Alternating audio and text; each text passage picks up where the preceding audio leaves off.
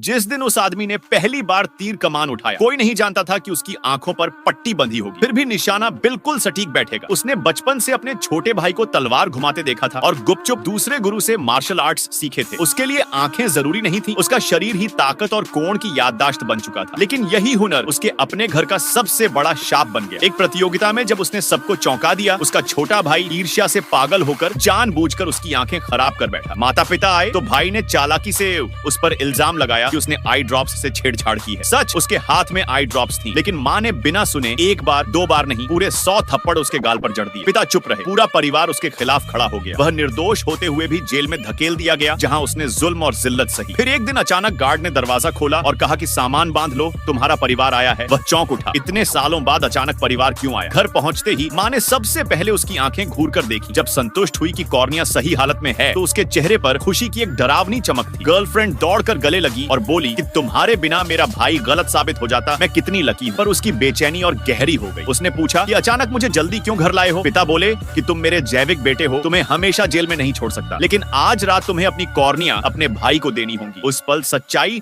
खंजर की तरह उसकी आत्मा में ढस गई। यह पूरा नाटक सिर्फ उसकी आंखों के लिए था। माँ ने उसका हाथ पकड़कर कहा कि हाँ, उस दिन गलती हो गई थी, लेकिन अब गलती सुधारनी होगी। वह चीखा कि तुम लोग मेरी आंखें निकालना चाहते हो। पिता ने नकलीपन छोड़ दिया और गुस्से में उसका कॉलर पकड़ लिया। भाई बिस्तर पर लेटा मिन्नतें करता कि भाई मेरी मदद करो, लेकिन उसने मन ही मन कसम खाई कि आज नहीं, पर एक दिन उसे इसकी कदीमत चुकानी होगी। अस्पताल पहुंचे तो डॉक्टर ने कहा कि बहुत देर हो चुकी है, इसके दिमाग को नुकसान पहुंच चुका है, कॉर्निया बुरी तरह से डैमेज हो चुकी है। 2 दिन बाद यह खुद हमेशा के लिए अंधा हो जाएगा। यह सुनकर भाई का चेहरा सफेद पड़ गया, क्योंकि उसकी असली योजना थी अपनी आंखें खुद बर्बाद करके उसे मजबूर करना कि वह दान दे। लेकिन किस्मत ने पलटवार किया था। अब वही आदमी 2 दिन में अंधा होने वाला था। माँ ने उसे ही दोष दिया कि जेल में अच्छा व्यवहार करते तो ये ना होता। और तभी सामने आया उनका सबसे बड़ा दुश्मन। वह हंसते हुए बोला कि अगले महीने अंतर्राष्ट्रीय तीरंदाजी प्रतियोगिता होगी, अगर हार गए तो खेल हमेशा के लिए छोड़ दो। ये तानाझर बनकर चुभा। पिता ने फौरन फैसला लिया कि भाई की आंखों के लिए मैं अपनी कॉर्निया दूंगा। यह मैच हर हाल में जीतना होगा। भाई अगले हफ्ते चैंपियन बनने के सपने देखने लगा और उसने उस आदमी को घर से धक्के मारकर निकाल दिया। लेकिन उस रात उसने अपने पुराने गुरु को फोन किया